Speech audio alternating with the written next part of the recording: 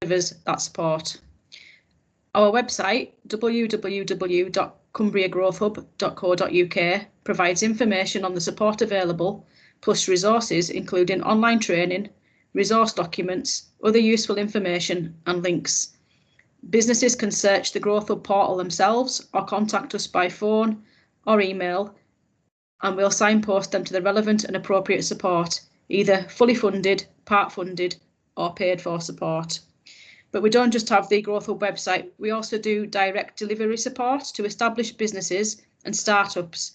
We provide business reviews, training needs analysis, advice on a range of topics, business planning support, consultancy subsidies, workshops, events, Cumbria Forum Leadership Development Programme, business startup courses, and more besides that as well.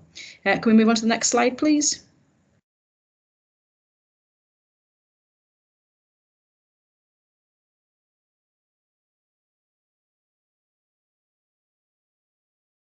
Sorry, can we have the next slide, please?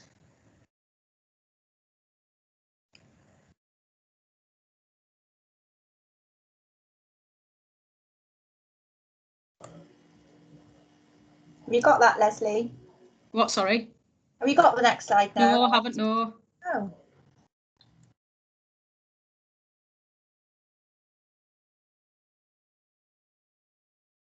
I'll just try to reshare. Sorry, Leslie, technical hit.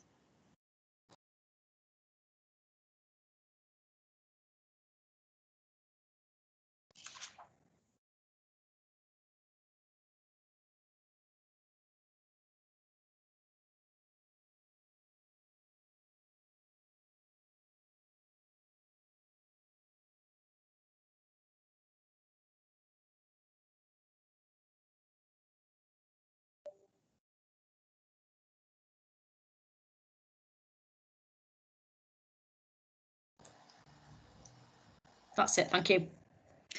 So our direct delivery projects all sit under the Cumbria Business Growth Hub umbrella, but there are a number of projects that we deliver directly, and these are, so there's Cumbria Business Growth Hub, a project in itself. We have the Business Startup Support Programme, New Enterprise Allowance Scheme, Cumbria Growth Catalyst, Department of International Trade Contract, and we have also been involved in a family business placement scheme, Cumbria Growth Fund, Profiting Through Skills, and a GSK grant fund specifically designed to create jobs in the South Lakeland area. Can we have the next slide, please?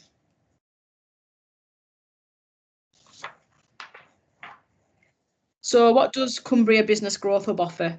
The project itself offers free business advice, support and training to Cumbrian businesses looking to develop and grow their business. To be eligible, businesses need to meet the ERDF criteria and operate mainly with other businesses, not the general public.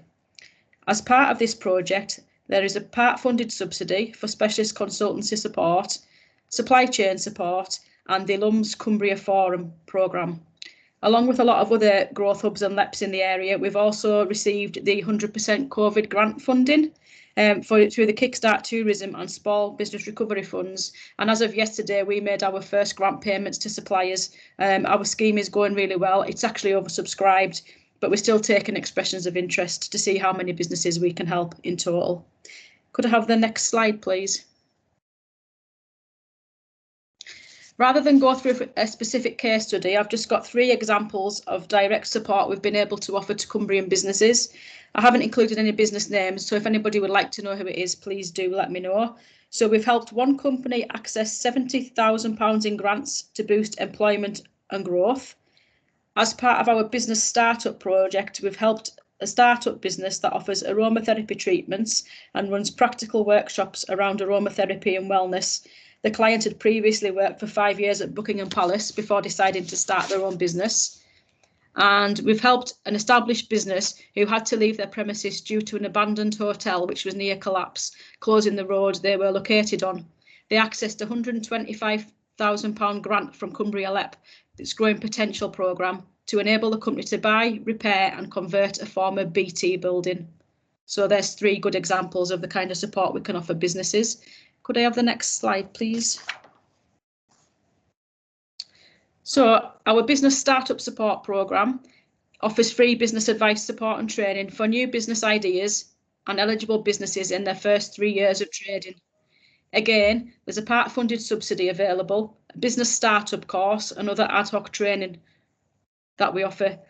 Support is for anybody from age 16 upwards, and if there's anybody from probation services, we can support ex-offenders. We also work with Black ethnic minorities, refugees and asylum seekers. We have had a refugee on one of our business startup courses, and they've gone on to start their own business. We also run the New Enterprise Allowance Scheme, which is a DWP funded project. Cumbria Chamber is the delivery partner and the lead for Cumbria, Lancashire and Merseyside. So for that project, we cover quite a wide area, working with the 2 local chambers in Lancashire, the St Helens Chamber and Blue Orchid in Merseyside. So New Enterprise Allowance is for those on benefits or existing self-employed. Basically, they work with a business advisor or a mentor who supports them to deliver a business plan or business growth plan. Cumbria Growth Catalyst, Miranda will cover as part of her presentation, and the Department of International Trade contract that we have, we refer into DIT for advice and support to anybody interested in exporting. Could we have the next slide, please? This is Cumbria Growth Catalyst, and Miranda will talk about that. It is a Cumbria LEP project, but we deliver on behalf of Cumbria LEP. The next slide, please. So you'll see, as part of the information we have on our Growth Hub website, we provide details of the support available through local authorities in Cumbria. Most have an active involvement in our projects through financial contributions, but they're also very keen to work with Cumbrian businesses and ensure that the support that they require is available. We've got specific pages on trading standards, including information, links, downloadable guides. You'll see on there the kind of things that we cover as part of the website. We're always keen to keep that updated as well. Next slide, please. As we also work with business startups and new businesses, we also cover specific information for business startups. So you'll see on there, we offer information on food labelling. There's food labelling guidance, Consumer Rights Act, weights and measures, alcohol. We have quite a number of businesses in Cumbria who are either producing their own alcoholic brands or selling. So that's something that we feel we should share with businesses, that information on there. Next slide, please.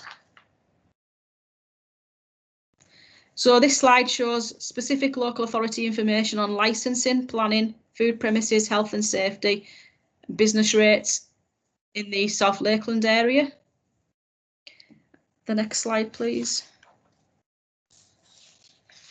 This again shows similar information, but for another local authority area. We also do list empty premises available for businesses to take advantage of in each local authority area, and we have links to their websites also as well. So my last slide, please. So we want businesses and individuals to see regulators as a positive vehicle that can work with them proactively to enhance their business. To support this, we're keen to work proactively to develop this aspect of our offer further. So some opportunities we see that we can include in our support. We have quarterly advisor meetings where our advisors meet, listen to speakers from particular departments. We usually have British Business Banking. We have had Made Smarter, which is one of the projects that we work with. So there would be an opportunity there for individuals from the regulators to come along to one of our meetings and have a chat about what's on offer and network with our business advisors so they can, give full information to Cumbrian businesses about what is available out there for them. We're keen to add more information and links to our web portal on further services, such as fire safety. So if anybody from fire safety has anything they'd like to add, if they could let us know. And we're also keen to keep everything updated and as current as we can. So again, we'd be interested to hear from anybody on that. We're also looking to enhance our web content with videos, podcasts, more content and links, case studies to provide more information and ease of access. In particular, we'll be looking to include case studies and testimonials demonstrating the benefits to businesses of working proactively with these services. As part of our business startup project, we did do a Meet the Experts session, which included HMRC and trading standards. They were really good sessions, and it was nice for people to actually see that people from these departments are human and that they are very approachable and easy to work with. So we'd be keen to look at things like that as well. Development of specific campaigns. If anybody's got anything they'd like to get out to businesses in Cumbria, we can help with that. We'd be keen to further participate in these kind of events and primary authority events. And we are looking to start up a business support e-newsletter, so we'll be looking for content to include in that as well. And I think the last slide just has our contact details on. I think there's one more slide. Yeah. So if anybody's interested, they can either contact me directly or through the email address below. You can ring the phone number, but the office it's only manned by one person, so you will be directed to either myself or the email address as well. That's all I've got to say, so thank you very much for listening. Thanks very much, Leslie. That's an absolute fantastic website and a great resource for local businesses. Before I ask Miranda to speak, I'm going to be cheeky and ask a question. Yeah.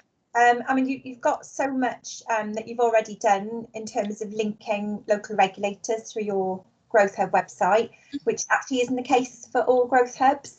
I just wondered how you'd made those links. What's the history of how you've managed to do that? Because that's the essence of Better Business for All programme. We've done a lot of research ourselves, so found agencies we can link with. We've also had links previously with some of the agencies, so we've used that relationship that we've already got. We are keen to have everything on the Growth Hub website. It should be a one-stop shop where everybody can find any information at all they need about anything. So we're always looking to add new content, add new links, make sure everything's up to date. It's really, really comprehensive, isn't it? And there are lots of avenues, and it's good to hear from you as well about the ask that you have for the regulators. What they can bring to you, and vice versa. And that's a perfect relationship for Better Business for All. Yeah. As I said, we have done work with trading standards and HMRC locally, and it did go down really well. I think it's nice for people to see that they are just normal people, very approachable. They're not stuffy. They're really nice, approachable people, very normal. Yes, that's what we've always encouraged people to do. That's lovely. Thank you very much, Leslie. So I'm going to ask Miranda to speak. I can't see Miranda on the camera. She's disappeared. So I'm back. Hopefully I'm back. Am I back? Hi. So Miranda, this is Miranda Kershaw from Cumbria LEP. If you're happy to proceed. Yes, that's great. Thank you. Hi, everybody. Hopefully everyone can see me and hear me. Is that all good? Yes, I can hear you. Excellent. Okay. So yeah, I'm Miranda Kershaw. I'm Head of Business and Innovation at the Cumbria Local Enterprise Partnership. I'm going to be sort of zooming out a bit. Leslie's given a fantastic overview of the delivery of business support. Oh dear. Okay.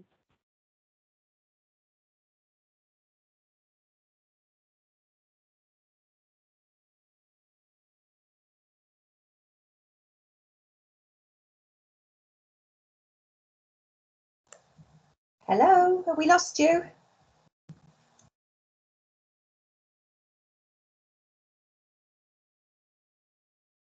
Hello, I'm not sure if we've lost Miranda. I think we're having a bit of a technical hitch.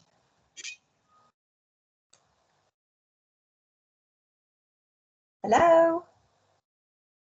Not sure if you want to, might be easy to dial in, Miranda, if you can hear me.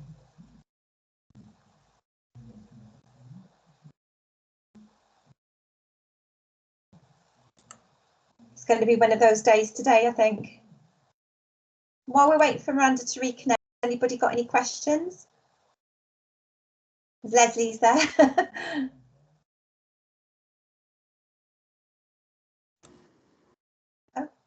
Yes, I've got a question, if that's all right. Yeah. Is Leslie still there? Yeah, I'm still here. Hello. Hello, I'm so excited that you called us normal. Yeah. That's nice and approachable.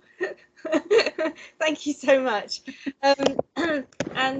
We just wondered, particularly you'd mentioned about cosmetics, and obviously with trading standards and EU transition, there was a lot of work done on this previously, but obviously that is quite a big area. Right. There's a lot of labelling issues specific to cosmetics, etc.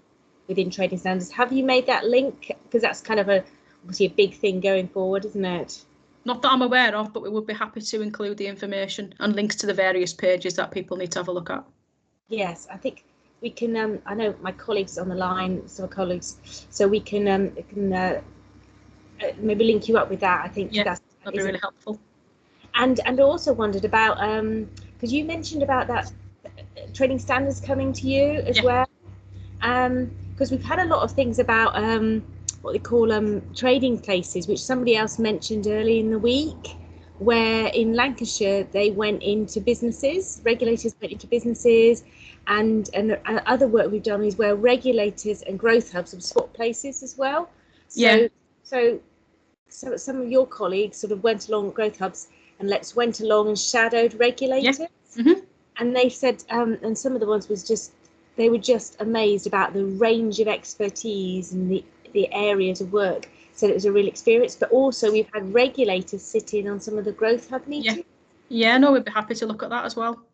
And that was like a light bulb moment for everybody. So if you're interested in that, I think that will be, sounds like you're definitely in the right place, and you like a regulator. So we I think we might have Miranda back on the call. I think I can see her there.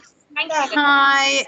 I'm sorry, I got kicked off the Teams call. I think it's something to do with my VPN being off. It doesn't seem to like me being signed in if my VPN is off, but I'm not always able to see the slides if my VPN is on. So it's a bit of a double-edged sword. Can we try and get the slides back up and see if I can see them?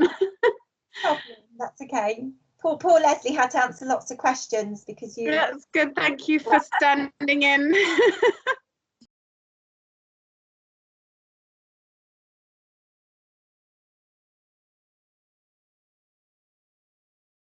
There we go. Okay, perfect. I can see them.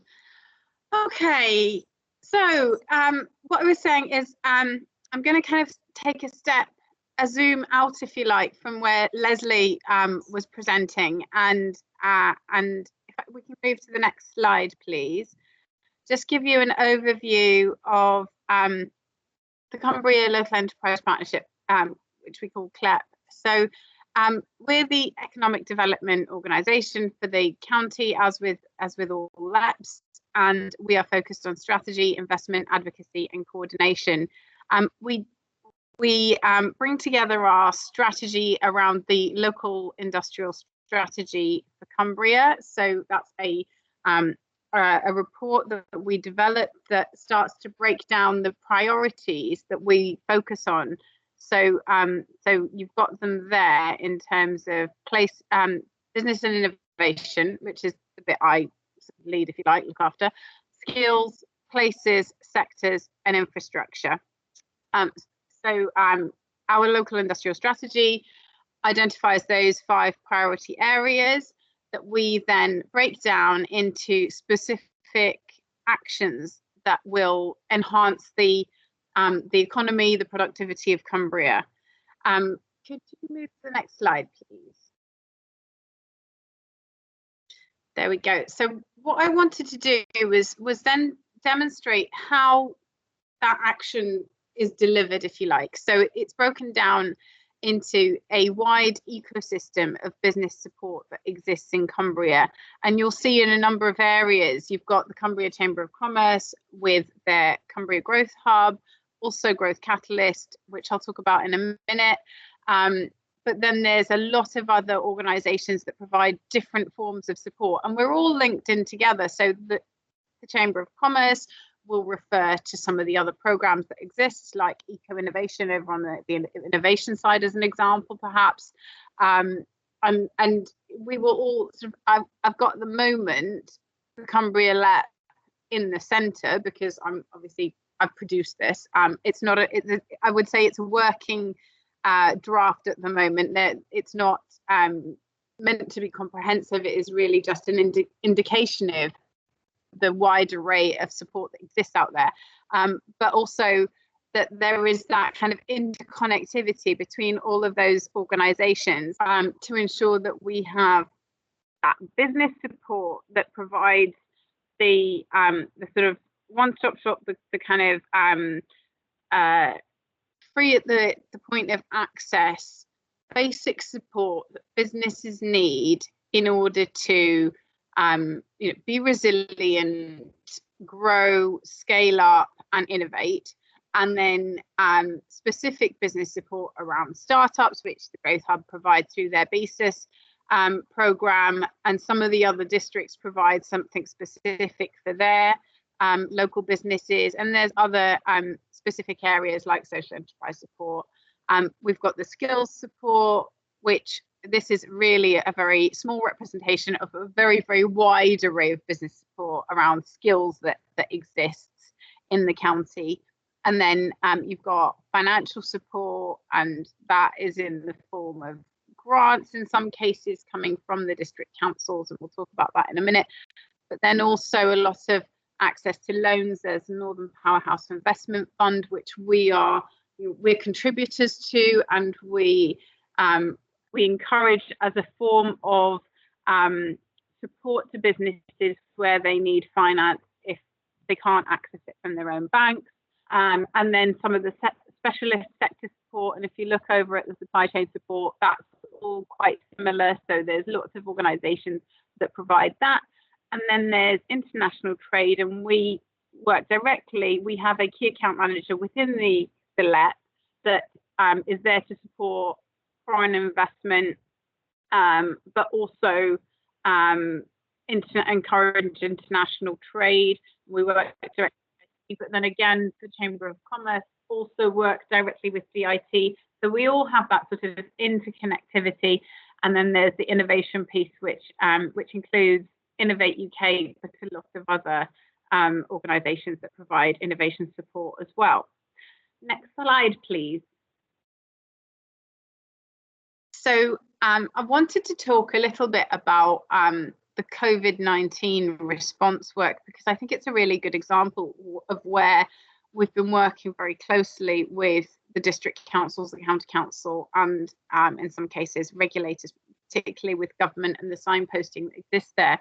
So as soon as COVID hit, we set up the Business and Economic Regional Resilience Group, which brought together the district councils, the county council, the Department for Business, and businesses, particularly our board members, and other stakeholder organisations. So the Chamber of Commerce was there, I should say, because it does still exist, and other FSB and other organisations like the Business Cluster, the Institute of Directors, etc.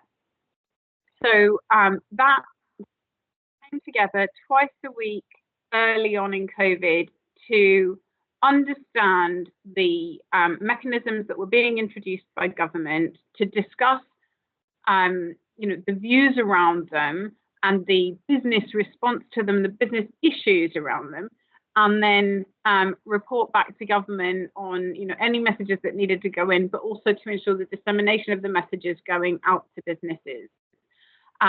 So all of the kind of new mechanisms and the signposting to things like HMRC, in terms of the support that's out there, was all filtered through that group. That group still exists and it is ongoing now. We've reduced the frequency of the meetings so that we only meet once a fortnight or so, but it continues to perform that function of bringing together the thinking and the messaging around issues that businesses are facing as a result of COVID, and then sharing that with government and also disseminating government messages to the wider business community. The SCG is much more about the social aspects of the impact of COVID, so understanding things like numbers of cases and hospitalizations, etc.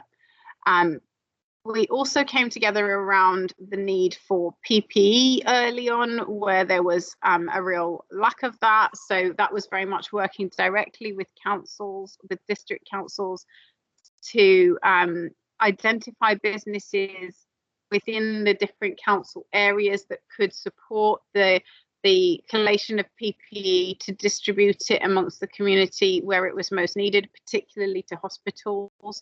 And we formed a little task force within the LEP to start ringing around businesses, and we literally went through lists of businesses that district councils had phone numbers for that we could ask if they could donate PPE. So then where I was talking about Berg and the kind of dissemination of messages and the kind of collation of messages from the business community around the new mechanisms, and all of the issues that businesses are facing. So that included things like perhaps government-owned buildings that they rent offices within, and getting rent holidays and things like that. So very much kind of issues that involve regulation. I would collate all of that information and distribute it to the Department for Business. I still do that on a weekly basis. The Chamber of Commerce and the Growth Hub provides a lot of data to me in terms of the interactions that they're having with businesses, both in terms of metrics and in terms of particular issues arising.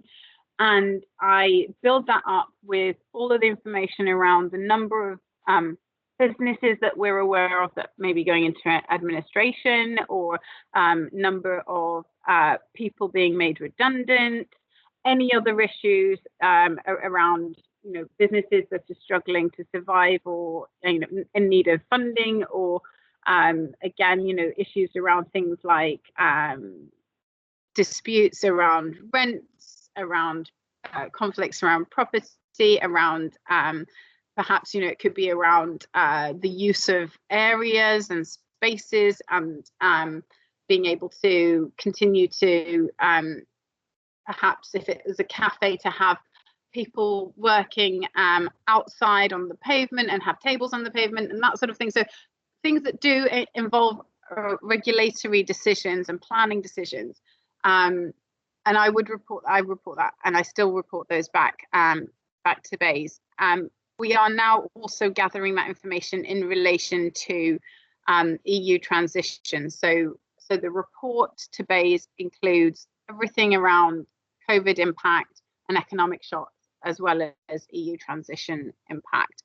And then, as I said, we are trying to encourage businesses to take on all of the opportunities for mechanisms to help them with resilience through this period. And there is the business support element, which, as Leslie said, includes Cumbria Growth Catalyst, which is a BEIS-funded program to support businesses that are not eligible for ERDF funding. So that would be businesses, for example, that are in a sort of a B2C sector, so retail, visitor economy, which is one of our biggest sectors in the county, businesses that that are perhaps in the food and drink sector as well, but particularly in nuclear, which is not covered by ERDF funding, nuclear defence, advanced manufacturing in some cases. So, so quite a significant sort of group of sectors that are prevalent in the county, but ERDF doesn't cover them. So we use that funding from BEIS to provide the business support to those businesses, and we have a contract with the Cumbria Chamber of Commerce, who then deliver that business support on our behalf. So that's a very active program, and what I would say is it is primarily taken up by visitor economy businesses, and through the COVID period, of course, that has been one of the sectors that's been most affected. So it has been one of the very popular areas of business support in recent times. So in addition to that, we have recently received some additional support as part of the levelling up agenda and strengthening of growth hubs in terms of government growth hubs. So we've received some additional funding for additional business support, which we are now offering some internal business support in terms of triage and diagnostics, and then an offer of professional services where we recognise that In the current climate, there will be a lot of legal issues around, contractual issues around businesses going into administration, businesses making people redundant, and all that kind of thing. So we wanted to offer an additional level of professional services support that might be something that they require at the moment. In addition to that, we are just about to launch a peer networks program literally next week, which is, you may have heard about from some of the other growth hubs, but it's very much a program looking at helping businesses become resilient and grow through the engagement of groups in peers of about 11 businesses, facilitated by an expert facilitator on action learning steps. And that starts next week. And we have, we've just in the process of completing a procurement, I should say, where a number of delivery partners will facilitate different cohorts in that one. I mentioned briefly about grants. We've worked directly with all of the district councils as they have been allocated funding to just distribute grants for small businesses and for visitor economy businesses throughout the COVID period.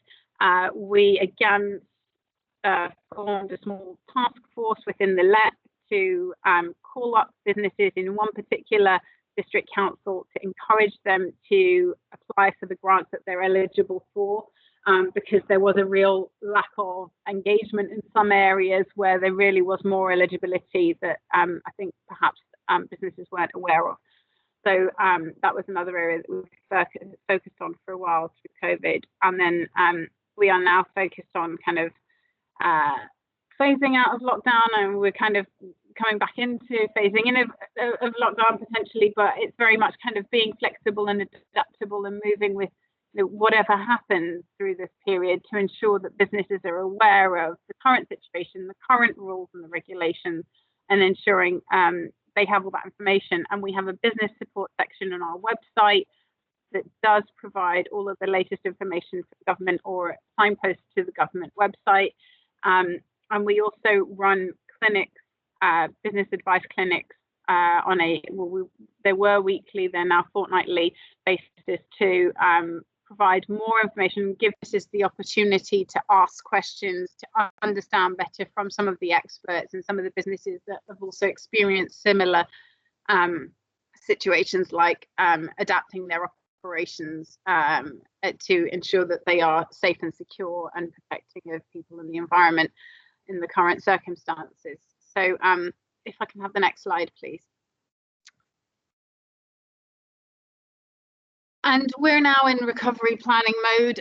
We set up a matrix that all of our sector panels within the LEP have been busy completing, and they break down the approach to recovery around the themes of mitigation, access,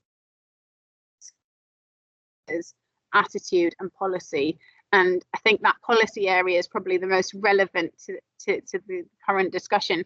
But basically, it looks at restarts and how do businesses immediately position themselves in a way that they can reopen and start business again.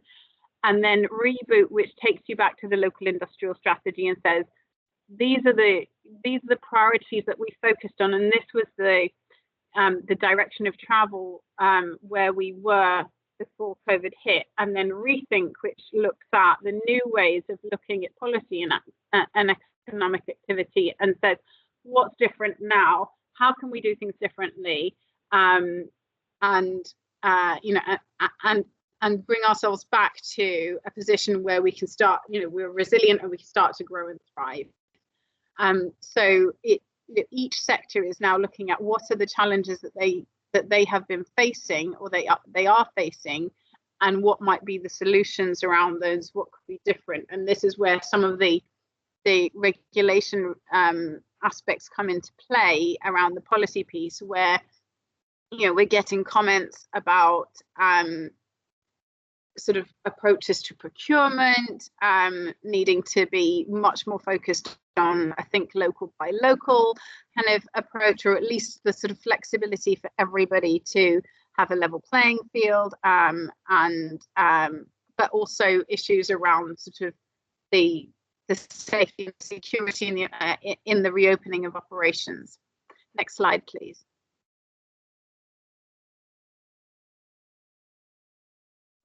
I was asked to include a case study, and I wanted to try and create a case study around something that was going to be a bit of an all-encompassing around regulation. So this is a current and live case study. So we have an investor who's interested in developing small modular reactors in Cumbria.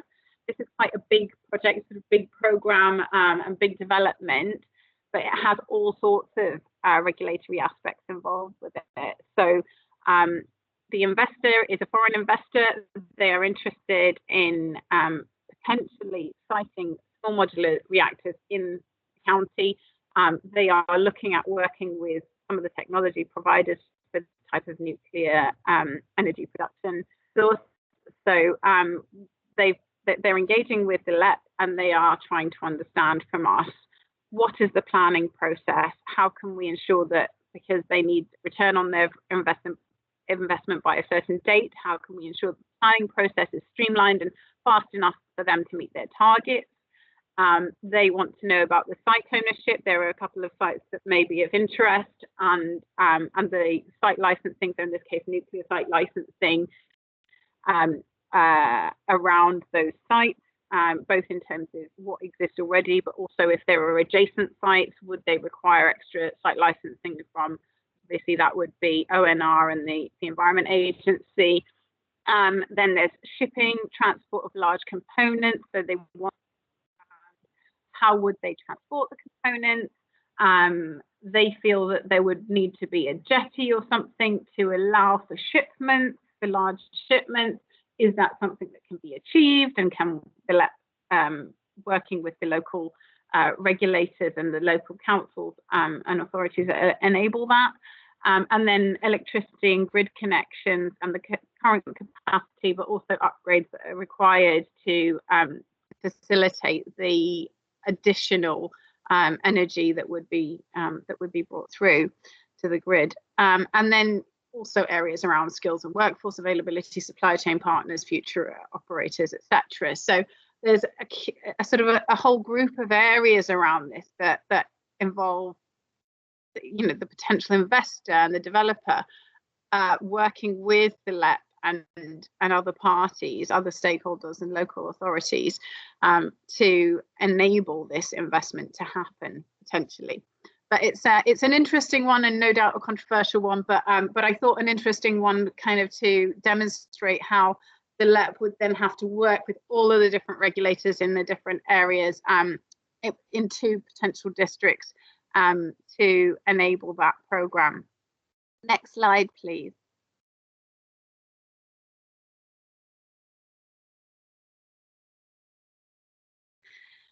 And in terms of the ask and the offer to the regulators, I would say, you know, really keen to work much more in partnership. I would like to have a direct relationship with the regulators where possible, to know who you are, you know, for you to know who we are, and to ensure that where it makes sense that we are working together on different projects that are relevant. To kind of help create that resilient Cumbria in the current circumstances, and you know, and to thrive going forward. I think to look at some of those issues that have arisen. I've got a few different businesses here that have faced issues over the recent months. One was South Lake Safari Zoo, where they were shut down through COVID. They had no funding coming in, no income, and yet they had to, and they weren't eligible for grants early on. So they were working with myself and the district council to understand where they could get access to any funding, because obviously they had to keep maintaining the zoo, but also feeding the animals and maintaining the animals.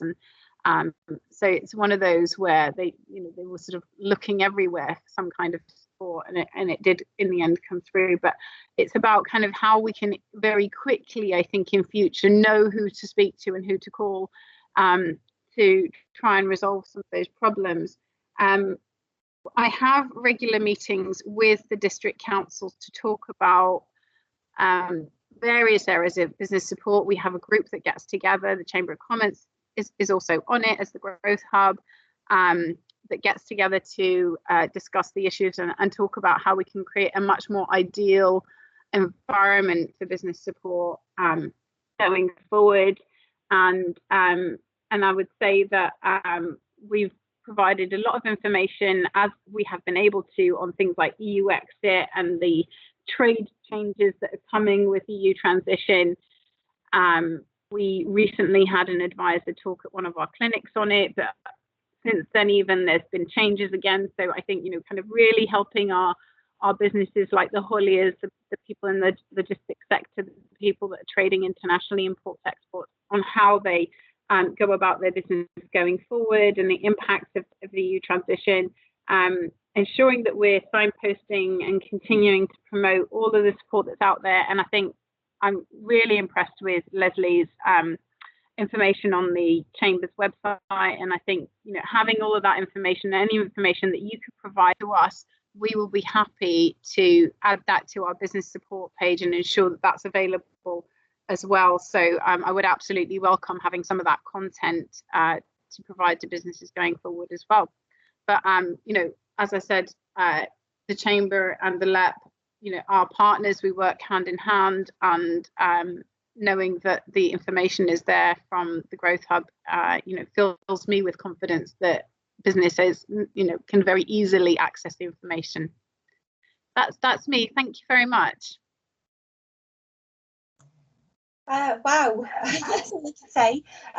Thank you very much, Miranda. That's really, really comprehensive, and it's really, really good to hear that, you really want to work with the regulators, and in fact you are, but I'm sure we can do more to, as you say, I think the words I heard you say were about getting to the right people quickly, and I think at the moment with EU transition plus COVID pandemic, it's that sort of, is that perfect storm, isn't it? So absolutely. And I guess again I'm going to be cheeky and pinch the floor. I think in terms of EU transition, have you made any links to regulators?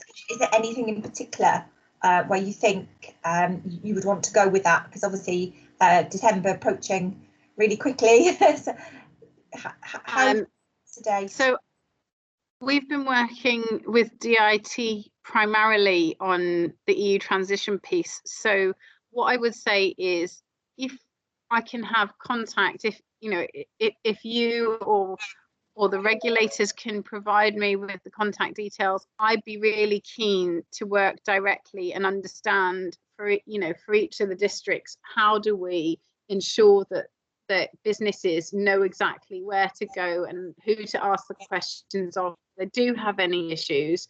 I think that's going to be, as you say, really important in the next few months. Yeah, so I think we can certainly take that forward, and that's something we can do fairly quickly, I expect. That would be great.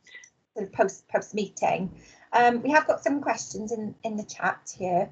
So we've got one here from Stuart, which is about have there been any barriers to the Growth Hub around connecting with any other regulators? And I think this is for Leslie, and it could be for you as well, Miranda. But how did you deal with that? We haven't had any barriers as such. We're just trying to work with the people that we already know and work with new people. And I think you mentioned the fire service, so perhaps that's fire safety was one of them that we'd like to include some content on the website. I do know we had a presentation from the fire service earlier in the week, and the speaker did talk extensively around some of the work they've been doing around buildings after lockdown, some of those sort of issues around as businesses recover as well. So what we are going to do is share the videos from all of these sessions. So we'll make those available, and actually that might be useful even just to have some sort of idea of kind of stuff that's actually practically happening out there as well. But no, so I've picked up some of the points that you mentioned today. Have we got any other questions? Anybody on the line? They're all dumbstruck. No, it's absolutely fantastic presentations. As with all of these, I'm just gobsmacked with the amount of activity that goes on, and the amount of support that's been out there for businesses. And I think, you know, what I've also picked up is how adaptable and how flexible we all have to be at the moment, with COVID, and as we move to the EU transition. So it's just amazing how people can pull the stops out, you know, in these sort of circumstances. So wealth of information there. Really great to hear, you know, your ask and your offer. I think that's going to be really, really useful. We'll move to trying to make some of these connections happen. So thank you very much, Miranda and Leslie. There's nobody else? Thank you. Okay. Oh, hang on, Teresa's got a question. She's snuck in. Sorry, quickly. Apology. And so obviously there are lots of these peer-to-peer networks setting up across the country. I wondered do you see a role for regulators to support that at all? Can that? Well, no, it's yeah. So I think that's a really interesting question. So the themes that are going to be focused on through the Peer Networks programme are meant to be decided by the groups of businesses as they kick off their cohort, as it were.